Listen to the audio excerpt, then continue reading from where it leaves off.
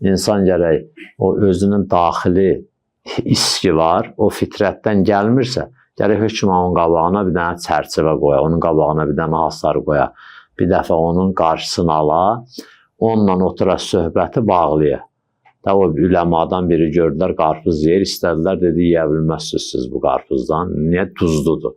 Bu qarpız niyə? Deyir, çox nəfsim istədi, özümü saxlayamadım, qarpız aldırdım, gördüm bu nəfs ki, məni bu işə vadar elədi belə, duzladım, yeyim ki, qoy bir də mənə belə şeyə vadar eləməsin. Məsələn, insanlar, ariflər, böyük adamlar, mənəviyyatı çox olan adamlar o cürə nəfslərin cəzalandırırlar bəzən. Özləri üçün hədd qoyublar, cəza rejimi qoyublar. Sən namazın əvvəl vaxtı gecikdirsəm, bir gün oruç tutacağım, ya məsələn, bir dənə abed yeməyəcəm, məsələn, gün ortanı yeməyəcəm, ya məsələn, nə yeməyəcəm, o cürə ta nəfsin nə yeməyə bilsinlər, qarşısını ala bilsinlər.